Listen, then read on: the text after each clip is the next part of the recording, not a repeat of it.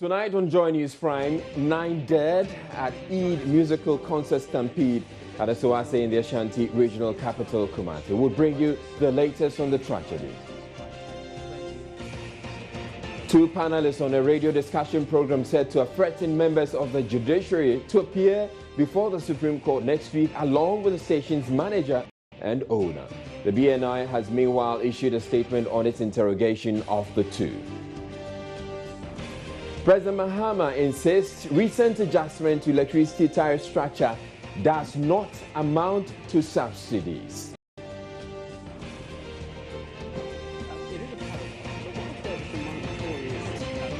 And coming up in business, board of the IMF now says it will meet in October to review Ghana's performance under the PEG. The implication is that the third tranche of funds from the IMF will be deferred. Also in the bulletin, the Progressive People's Party is about to go to court to force implementation of the FQ policy on education.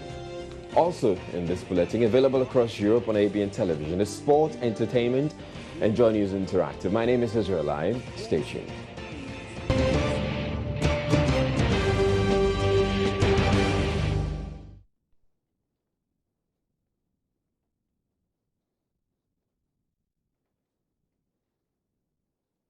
Now, very first story, 9 revelers who joined hundreds of others at a musical concert at Asawase in the Ashanti regional capital, Kumasi, have died in a stampede at the venue. 6 others were injured in the tragedy.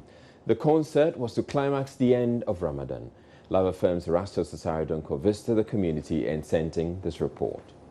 It is not clear what caused the reaction which resulted in the stampede at about 2 a.m. when the revelers were rounding off at the concert at Asawase.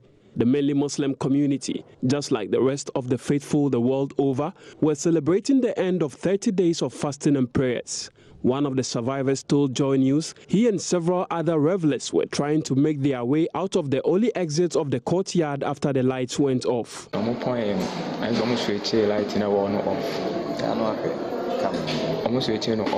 After the jams ended, the lights were turned off and there was a sudden rush to the gate. It was just a small exit which was even locked. We were all packed up at one place with no air to breathe and no chance of going out either.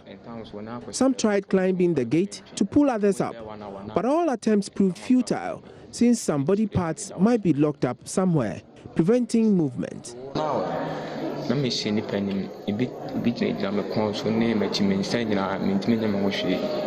For about an hour, the whole place was stuffed with stale air. Myself, I was being stepped upon. I couldn't even move any part of my body. Some people died due to the excessive heat, others because of the stampede.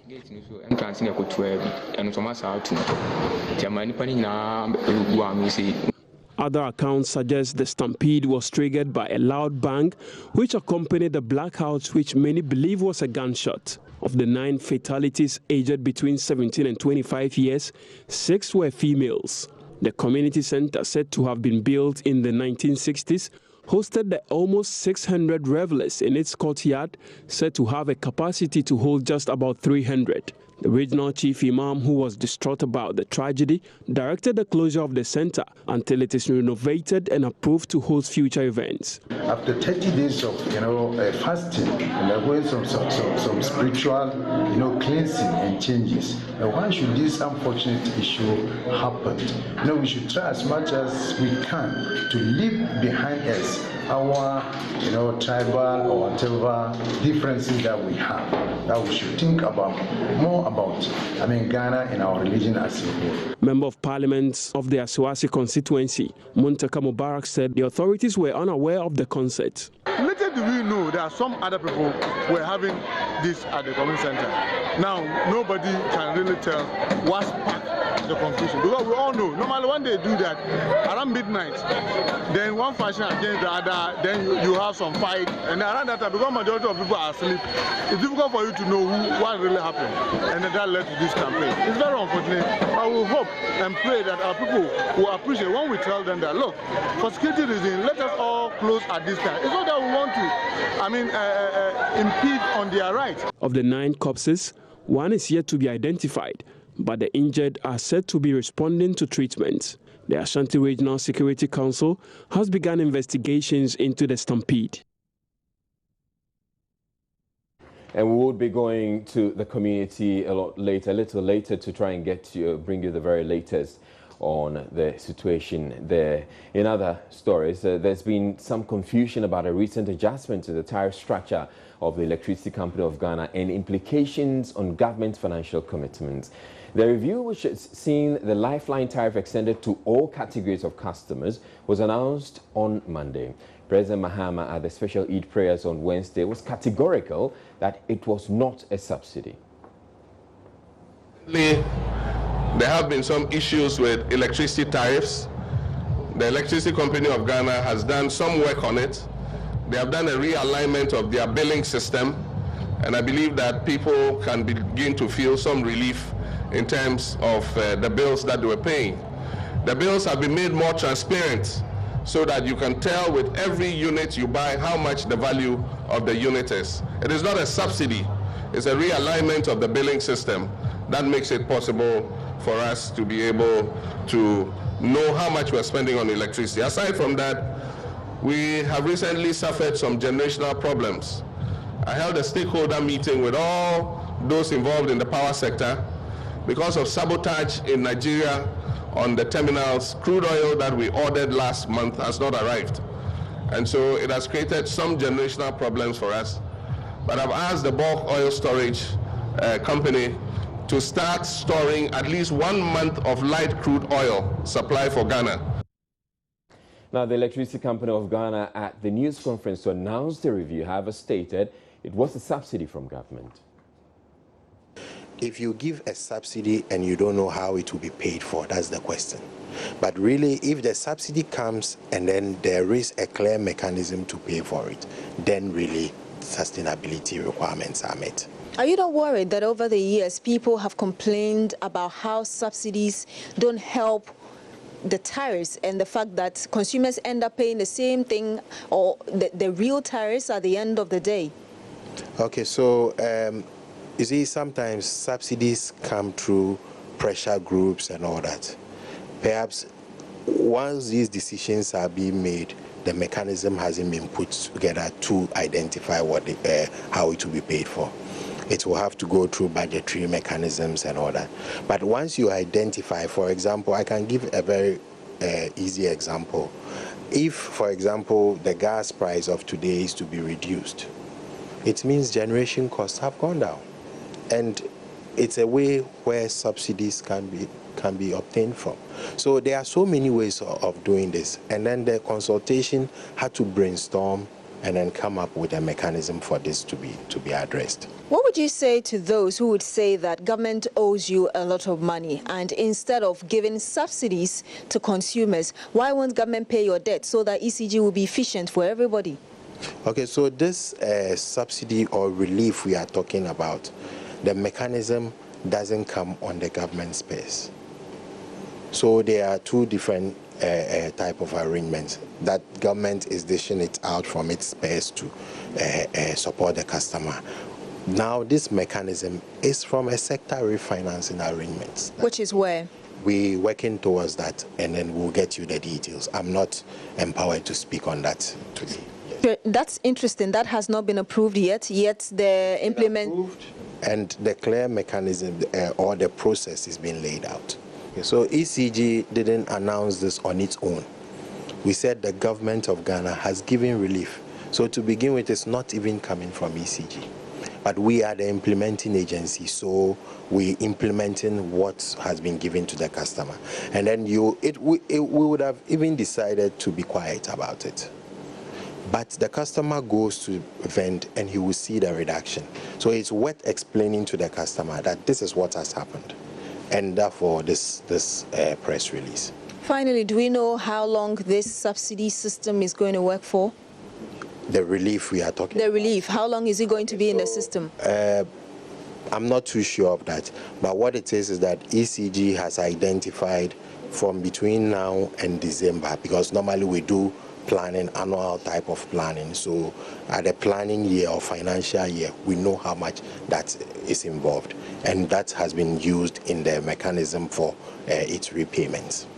You're saying that between now and December, and obviously there is an election on November 7. What would you say to those who say that, well, this could be a ploy by government to get people to think that they are doing something for Ghanaians? Okay, so... And using the ECG as a tool to implement it? Okay, so if you talk about elections and all that, then really we are not talking about ECG operations anymore. I'm looking at the financial year. So from now till the end of the year, how much would that cost me as a business? And that's what I've put out there. Well, speaking on the issue in the Upper West Regional Capital, while on his accounting to the people, President Mahama insisted the relief is not a subsidy. There's also been a statement from the Power Ministry reiterating what President Mahama has had to say about the power situation at the special Eid prayers on Wednesday. According to the ministry, a new reckoner which brings clarity and better understanding of the billing system is being published by the utility companies. The reckoner, the statement says, shall be deployed to all district and regional offices of ECG NEDCO as well as customer service centers to assist customers accordingly. Saying with electricity, the ECG has declared war on those who are illegally drawing power from the national grid, with a mass disconnection exercise, it says, has been replicated across the country. The company has, in recent weeks, been on a mass disconnection spree, which has seen several state agencies taking off the grid from paid bills. Acting General Manager of Revenue Protection at ECG, Engineer Michael Kwesi Okai, says owners of houses found to have connected power illegally will also be surcharged and prosecuted. The team, which targeted the Nungua district, started off from a two-story building around 18 Junction at Bachuna here in Accra, where the owner is said to have tampered with the prepaid meter. The owner was not home at the time, but the power was disconnected all the same. As we started the exercise, my men had been doing how to detect this illegality. So when they come, though this board will be faced all right, they have the mandate to check whether somebody has done this under the meter.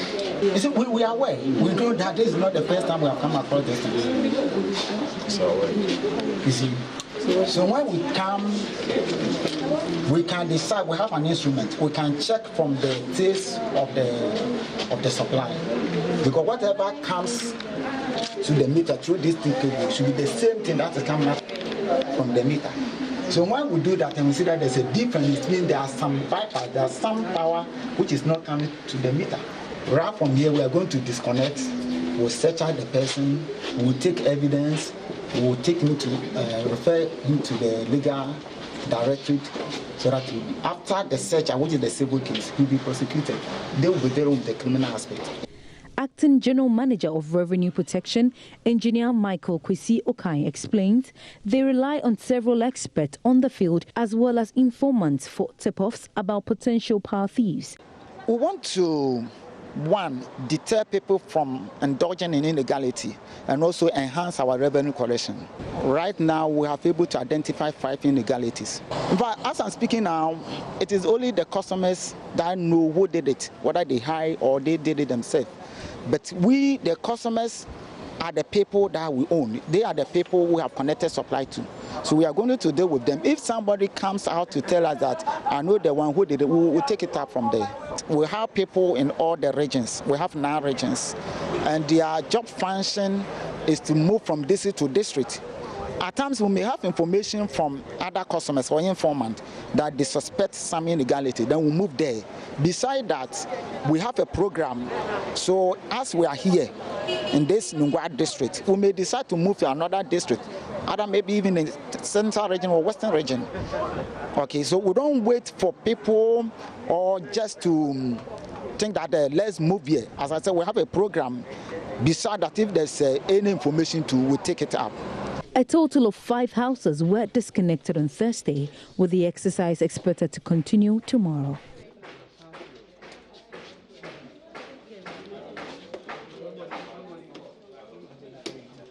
You're watching Joy News Prime. We're taking a break, but still to come in the bulletin, 2 panelists on a radio discussion program said to have threatened members of the judiciary to appear before the Supreme Court next week, along with the station's manager and owner. The BNI has meanwhile issued a statement on its interrogation of the two, and we will bring you what the BNI has had to say about that interrogation. Please stay tuned to Joy News Prime. We're back in a bit.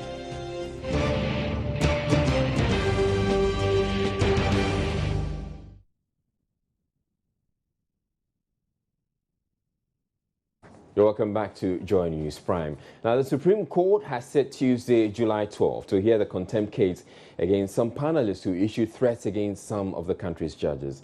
The summons affirms a verbal invitation made by the Chief Justice on Tuesday to the owner of the station, program host Salifu Mase, as well as two guests on the show. Wants the four to appear before it by the morning of the stated date to show cause why they should not be imprisoned for contempt for scandalizing the court, defying and lowering the authority of the court, and bringing the authority of the court into disrepute. The two panelists on local language radio station Munti FM vowed to deal with the judges whom they deemed to be unduly entertaining the opposition politicians challenging the validity of the electoral roll. An audio recording of their comments has since gone viral on social media. Alistair Nelson and Gordon Akogan said the judges would be eliminated before they create chaos in the country. Mr. Gunn has denied making the comments, but his denial has been dismissed by persons who say they have proof he threatened the lives of the judges. The comments have attracted wide public condemnation and criticism. Management of the radio station has apologized for the comments and says it dissociates itself from the unruly comments. Salifu Mase, aka Mugabe, is being accused of allowing the two political pundits to go ahead with their contemptuous comments uninterrupted.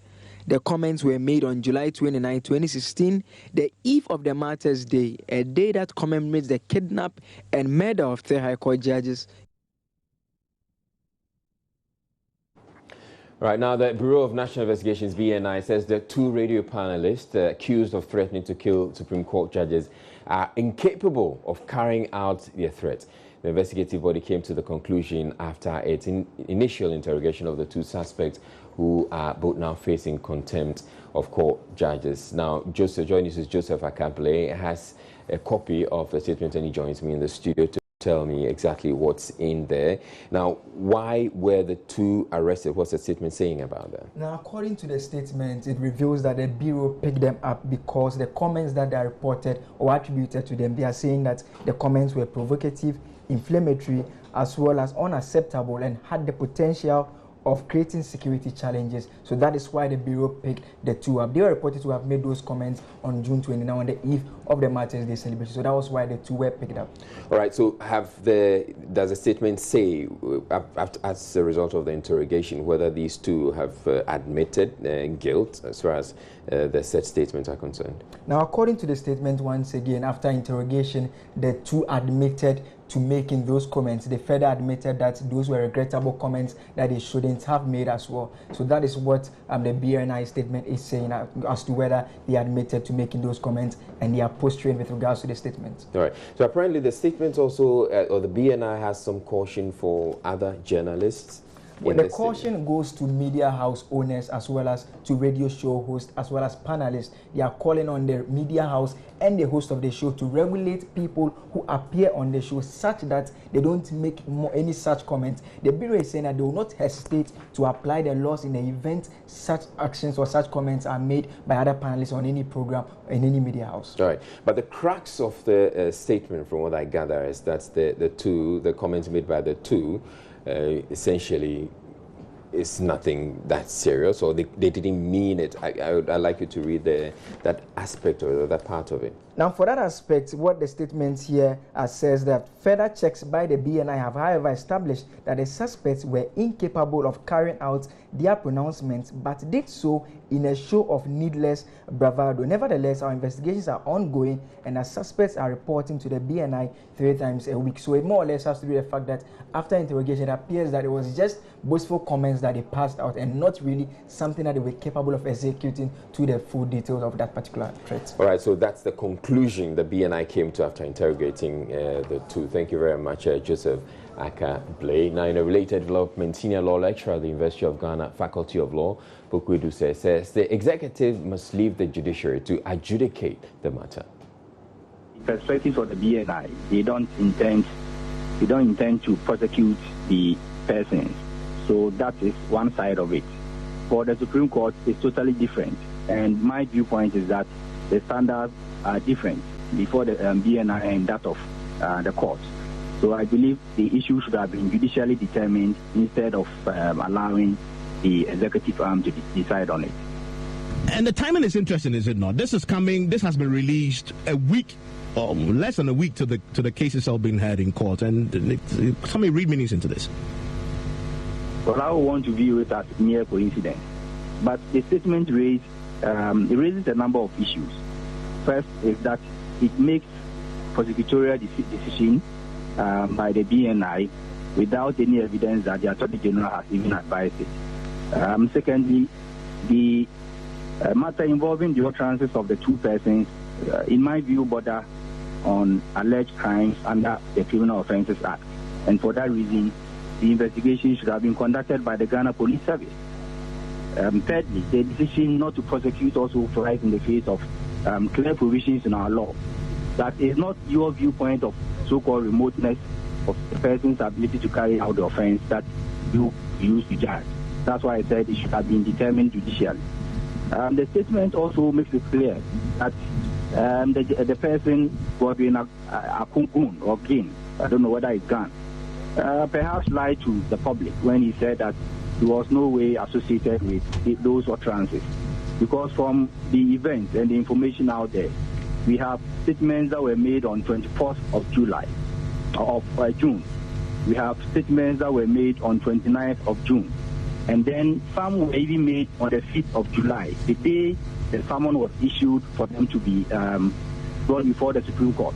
So the release that or the approach that has been adopted by the BNI definitely is not going to be the same approach which will be adopted by the court when this happens. Yeah, I mean, quasi criminal, and then the courts are minded to protect the integrity of the judiciary. A special eco-levy will soon be imposed on all electronic products imported into the country once the President assents to the Hazardous and Electronic Waste Control and Management Bill passed by Parliament on Thursday. The bill seeks to protect life and the ecosystem from the harmful effects of electronic waste. An electronic waste recycling plant is also expected to be established. Ranking member on the Environment Committee of Parliament, Francis Adayinimo, tells Joy News the Environmental Protection Agency will have to be well positioned to enforce compliance with regulations in the law. This one, we're talking about waste, and waste is a broad area. Okay. We have the liquid waste, we have the normal solid waste, we have biomedical waste, we have electronic waste. For instance, the computers you use, even your cameras for your work, the computers you use, the telephones, handsets that we are using, they all have their lifespan. At the end of the lifespan, how do you dispose of it? How do you handle it? Do you leave it in the open atmosphere and just throw it in the air? No, because it also has its consequential effects. Okay. So that it doesn't affect human life, at the same time, the ecosystem. Okay. So that is why this bill is essential, so that we would regulate all this material that may come into our country or that will transit through our country and find destinations elsewhere. In the bill, a fund is supposed to be established, and one of the main sources of revenue to the fund is what we call eco-levy. And then in the bill, the minister will also come with regulation for the setting up of establishment of electronic waste recycling plant. That will be a source of job, employment for the people, and also our ability to collect the waste and send it to the plant for processing will also be ensured. And then you can also import electronic waste as a raw material from any country and bring it into this country and straight away send it to the processing plant for it to be processed into other goods. Now you're still watching Joy News Prime. We're taking a break, but still to come in the bulletin. The General Secretary of the governing National Democratic Congress has described as needless the case in which the Electoral Commission was dragged to court over the voters' register. He's been speaking about that and several other issues. You may want to stay tuned for that. Up next, after the break, is Business News.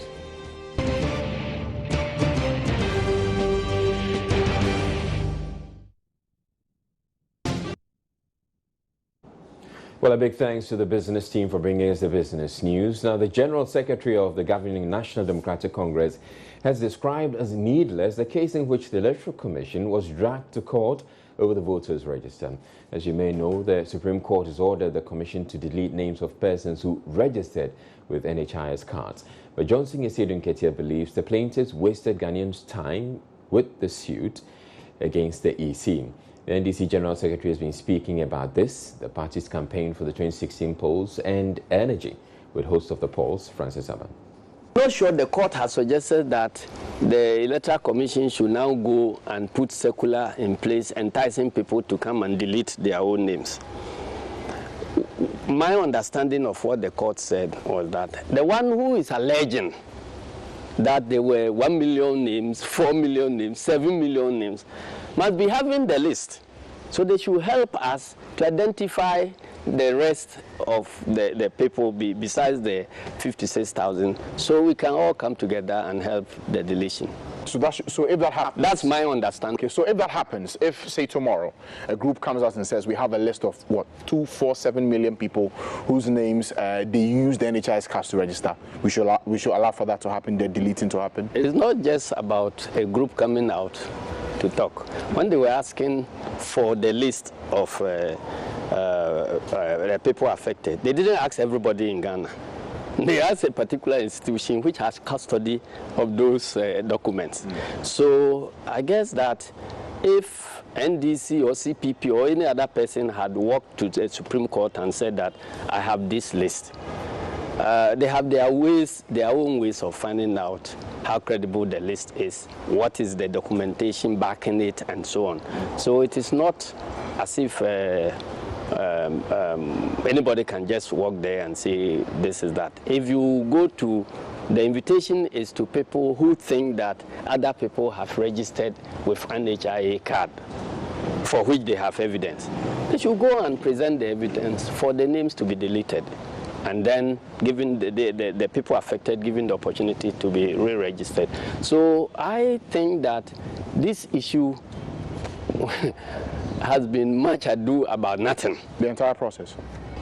It's like chasing the wind.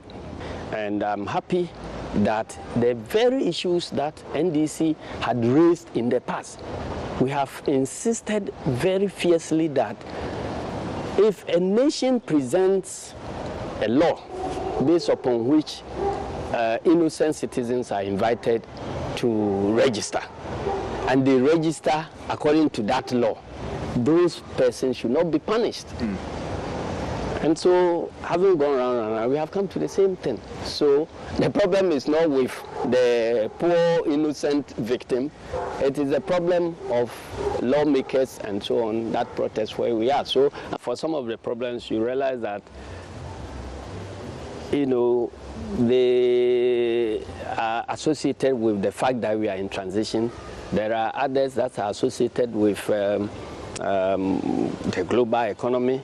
There are others, of course, that are also associated with the human element we have in the system. So I'm not saying that just one clear-cut solution, blame everything on the global economy. That's not what I'm saying. Economists don't do that.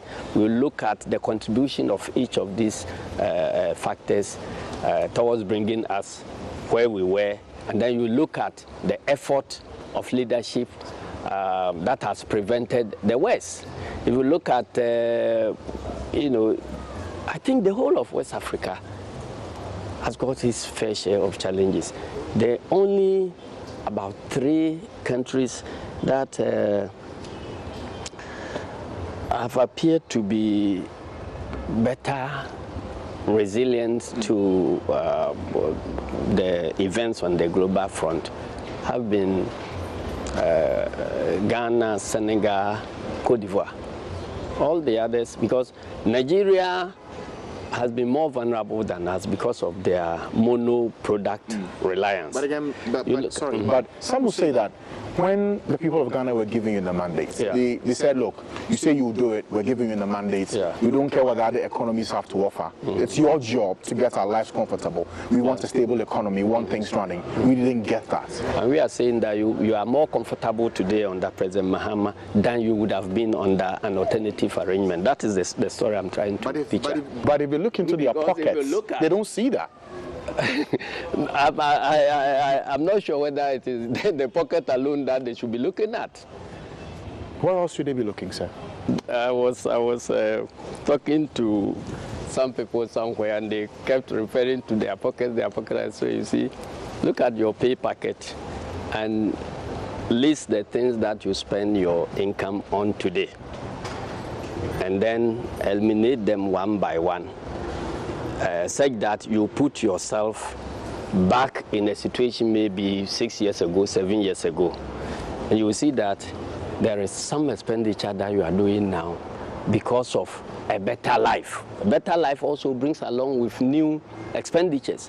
So if you choose, for instance, you go to places which did not have electricity, which was not covered by mobile phone, internet, and all others, okay?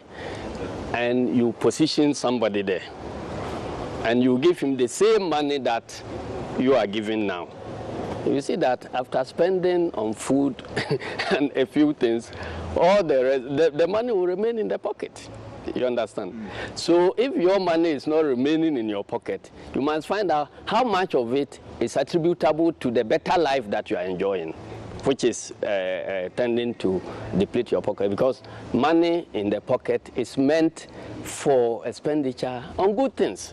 So if you are spending the money on good things, I guess you are better off than you would have been if you were not having those good things at all. Still staying with that analogy, some will say spending on the good things involved some buying generators in the last 4 years, which ordinarily they wouldn't have done if they had stable power. Well, if you didn't know electricity at all, you wouldn't bother spending money on generators.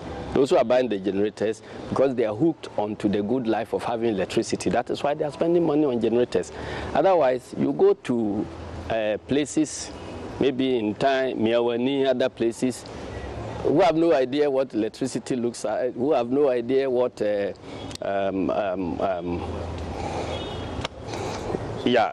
internet looks like, or telephone and other things. They wouldn't buy generators. You are buying a generator because you are hooked to the good life of using electricity. And so thank the person who brought you electricity first, and don't blame him for buying a generator. No campaign has ever been easy. And leading a campaign, I don't think that the best approach is to just look at the campaign and begin congratulating yourself before you go to the battlefield. Every battle is a battle, every war is a war. So you approach it with all the seriousness. If it turns out that your opponent is weaker than you had anticipated, it will be victory all the same. So we don't approach any of our elections from the angle of overconfidence. We think that every election comes along with its own characteristics, with its own advantages and disadvantages. Watching Joy News Prime. Up next, we bring you international news.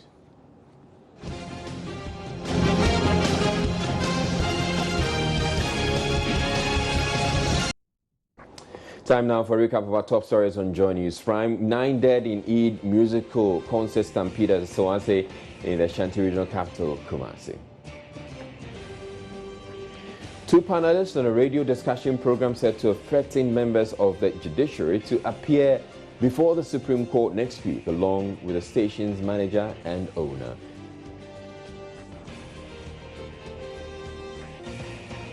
President Mahama insists recent adjustment to electricity tariff structure does not amount to subsidies.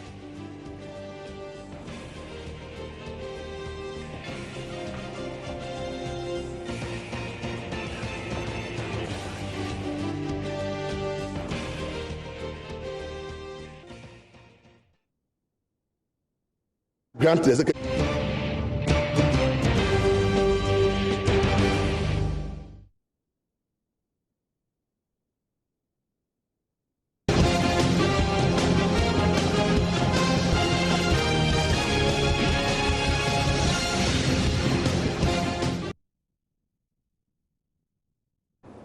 Now to the rest of our stories. The Progressive People's Party says it will be filing a suit at the High Court to compel government to implement the free compulsory universal basic education policy enshrined in the 1992 Constitution. The PPP in May 2014 went to the Supreme Court to demand interpretation of the clause, but was redirected to the High Court after the Apex Court declined jurisdiction. Addressing a news conference on Thursday morning, General Secretary Murtala Mohammed said the party sees education as a critical development tool and will push until FCUBE is implemented. In May last year, declined to hear our application that requested the High Court of the land to compel government to enforce the free compulsory universal basic education policy. Given reasons, the seven-member panel of Supreme Court led by Justice Julius Ansah explained that the matter and the relevant provisions relied upon by the PPP did not occasion any ambiguity to require an interpretation. According to the Supreme Court, the enforcement of the provision that the PPP referred to belonged to another court, which is the High Court.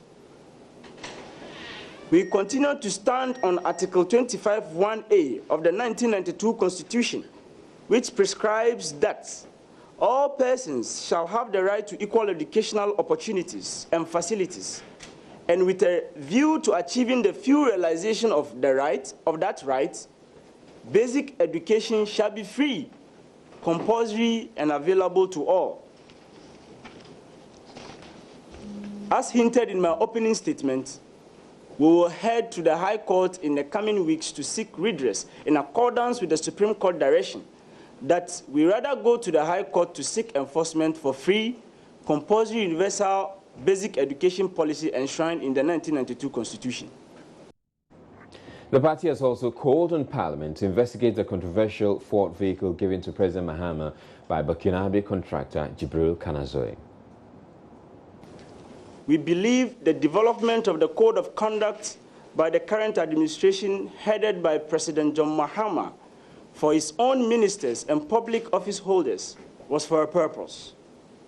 And that purpose, we strongly believe, was not to throw dust into the eyes of the public, but to serve as a guide and limit to which sanctions will be applied when breached by the public office holder, including the President himself. It is with this understanding of the 1992 Constitution and the President's own established Code of Conduct, coupled with our own crusade against corruption, that we are determined to pursue this matter to its logical conclusions. If we do not do this to restore probity and accountability, we, the people of Ghana, will suffer individually and collectively the consequences of losing over $3 billion per annum to corruption and wastage in our economy.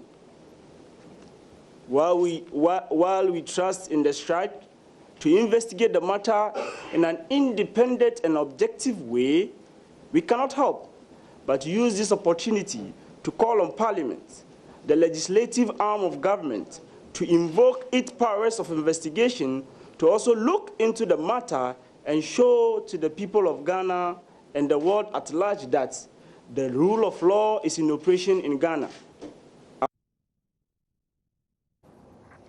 Well, President Mahama has taken his Accounting to the People tour to the Upper West region.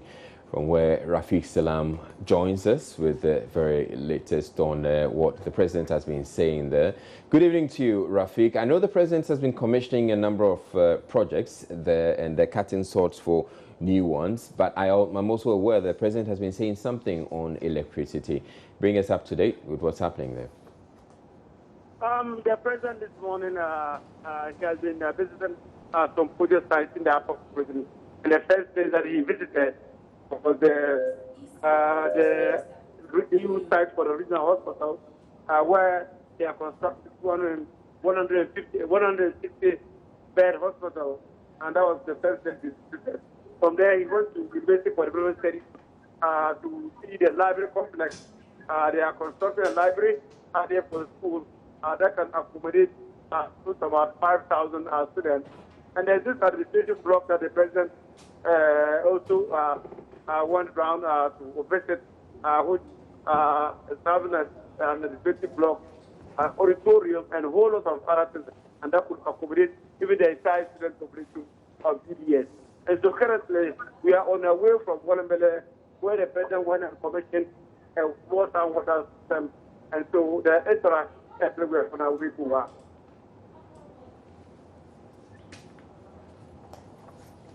Right, thank you very much, Rafiq Salam, reporting from the Upper West Regional Capital, Wa.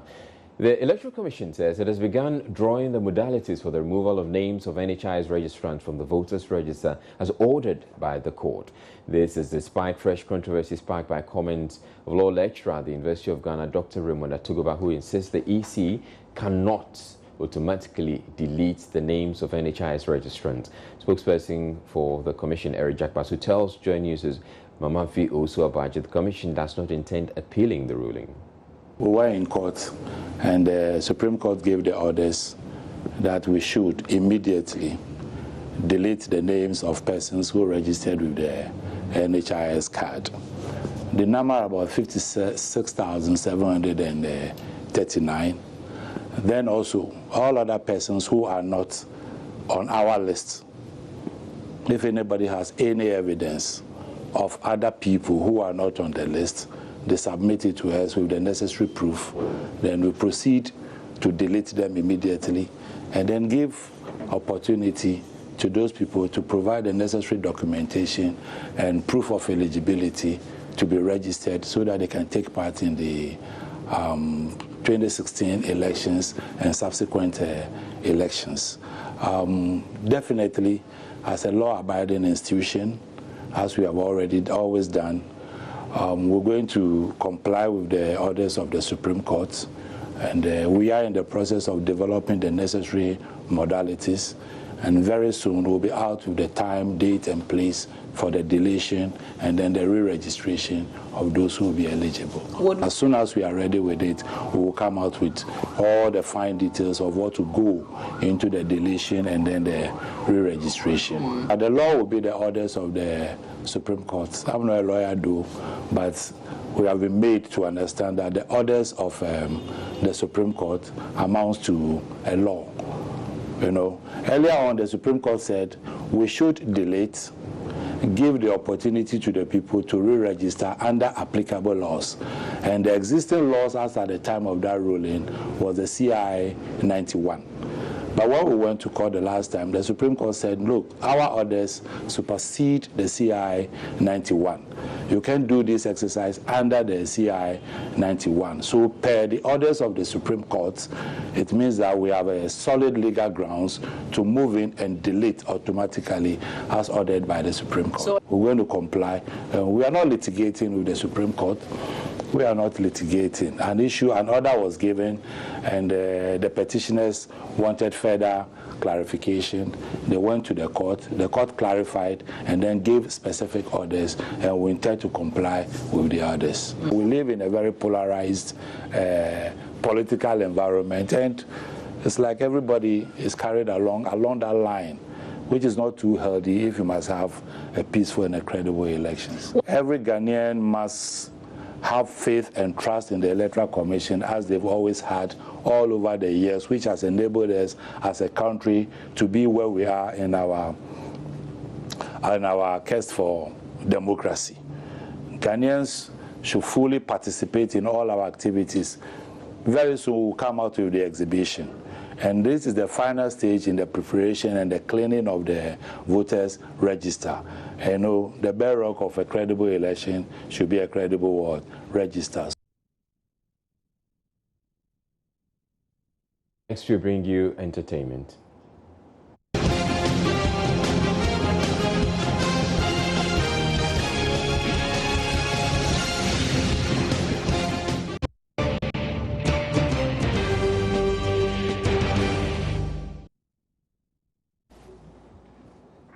Right, time for entertainment, and Miss G, who went AWOL yesterday, she's back.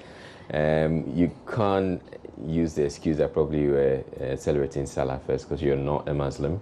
Oh, but I have Muslim friends, so yes, maybe I was with them. Aisha could have been an excuse when Aisha wasn't here, and I can understand her. I was with Aisha, actually. No, that's not a good excuse. What's coming up in entertainment? A lot coming up in entertainment, and with the latest that Manifest is granted an interview with CNN or to CNN. We are yet to see that interview, but I'm sure it has to do with, you know, the beef. I'm not sure. I'm not sure CNN will be interested in a local beef. Well, but you know, people have talked about the fact that it's good for the industry. But before we go to that, and I tell you who else is talking about it, let's take highlights from Salafest.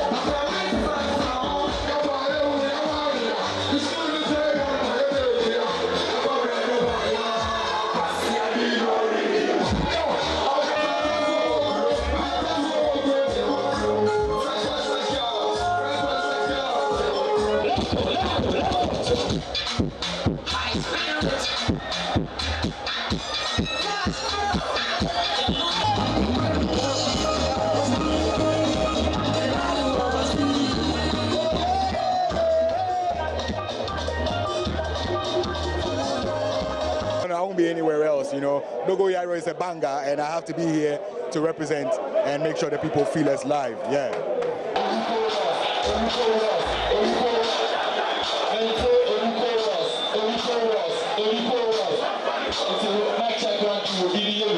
To pay homage to my people, to contribute my little that I can contribute, and you know, to help them celebrate their Eid al-Fitr.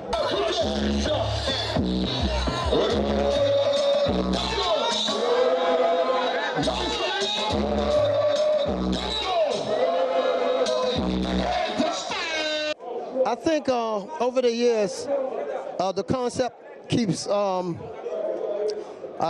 what's the word there? Yeah, changing. And it's become really apparent that we actually look out for the underground even a little bit more than the big boys. So Salafest, it was big. Yes, it was big. Except whilst, you know, where everybody else was celebrating, indeed in Kumasi, it turned out that it ended up in a tragic manner where 9 people lost their lives at Asawase. And, you know, our condolences to the families of those people, of those people who died. Okay. So the other day I was telling you about Opura Mensah. You know, J-So is the one who made that beat for the song Bossy. Oh, yeah? And J-So actually has a part in that song Bossy. Okay. J-So says that before the track was released, he had actually sent the song to Manifest, who endorsed the song and said it was dope. So why is Manifest coming out at this time to do a diss song? Well, I'm not sure Manifest was doing a diss or dissing Bossy. Okay, well, let's hear that part of the song where J-So talks about contacting Manifest. You didn't rap, I understand. When you're hurt, you write. And if I hurt you right now, let's get personal, right? I played Bossy for your man way back in April. He told me it was hot way back in April. Even told you it was prop sock dead back in April. So why a diss track? I can say that you hateful. 2 shots at a track that had me in it. And you supposed to be a friend. I mean, it's just rap, but it's bogus if you pretend. I feel like you betrayed our friendship so you can trend. I hope you know how this will end. I mean, all this beef, publicity stunts is all too weak. Retweets is all you see. I see right through your actions. So before you speak, just know you're talking to the dopest man that brought you beats. Preach.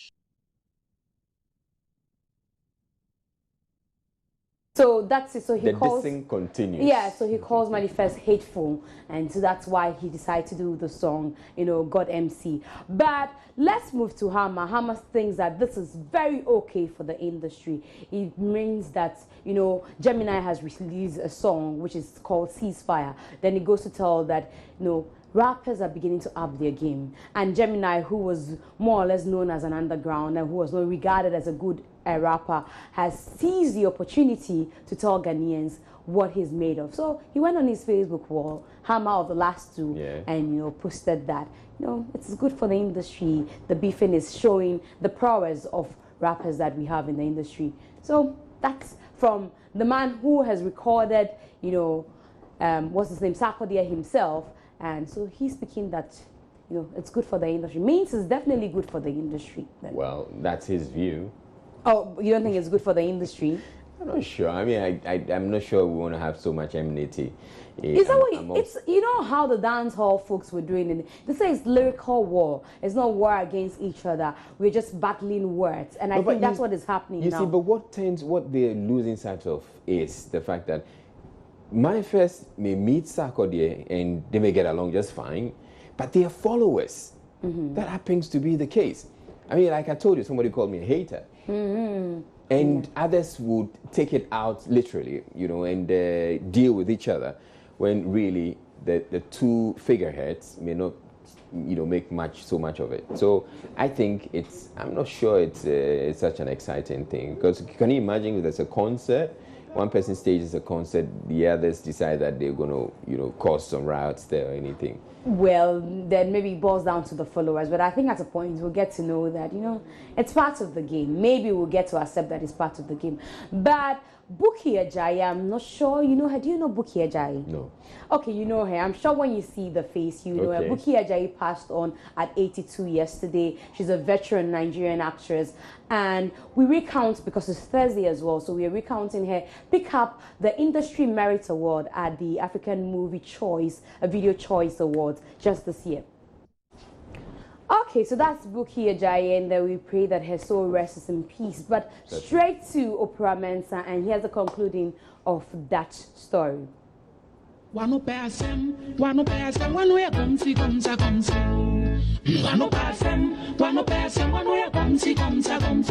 Hey, wani biaro baby wasaseno. So be wanya. Oprah Mensah's next dream is an encounter with Steve Wonder.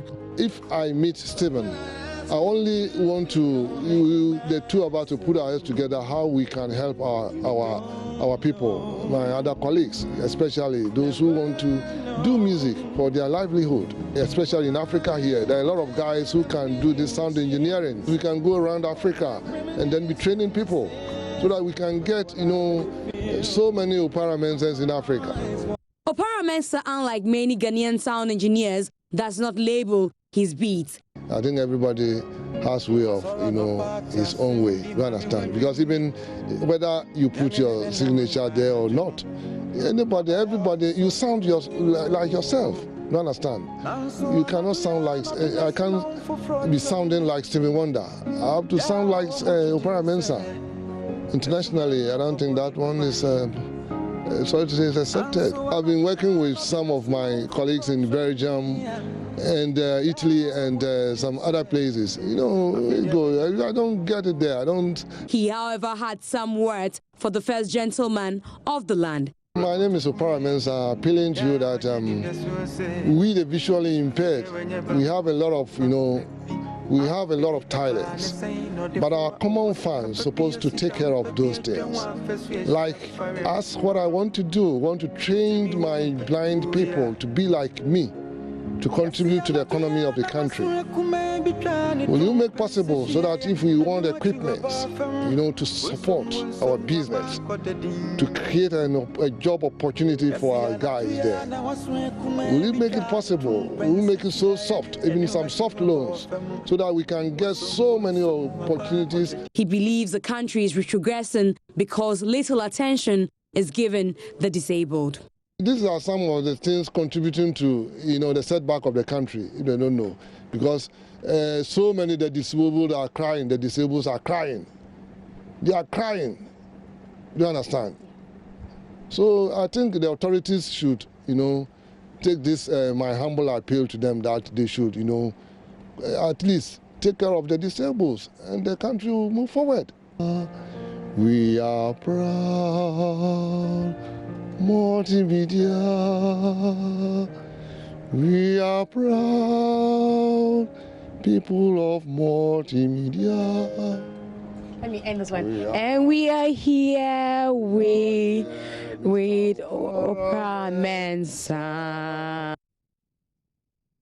All right, I'm always impressed by what he's been able to achieve for himself. It's incredible. All right, so back to the issue. Earlier on, you had mentioned the fact that there was a CNN had granted an interview to Manifest.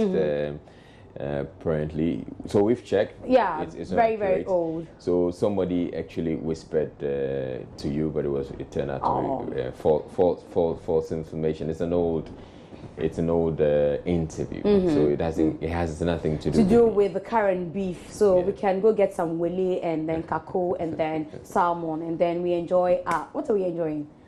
Oh, Christy. I don't know, but I would want to suspect that some people will be bringing up that video to suggest that Manifest has been featured on CNN, and some other people haven't been featured yet. Okay, but I know that Sarkodie's concert has been featured on CNN. Okay. I was actually part of the crew that got a shot. So here in Ghana. Which one? The recent concert? No. It was Ghana meets Niger concert. Okay. That's a good one. Yeah. So. And I know also that when he featured with the other folks from around Africa on a song, I Love My Africa. I think that's the verse I remember with Tiwa Savage, Caspar, a lot of them. It had that on CNN, so that also is a plus for Obedi Pombidi. Obedi Pombidi. Going right high again. They'll come for you. All right. Thank you very much. That's it for entertainment. Thank you, Ms. G, for coming through. Up next, we bring you sports.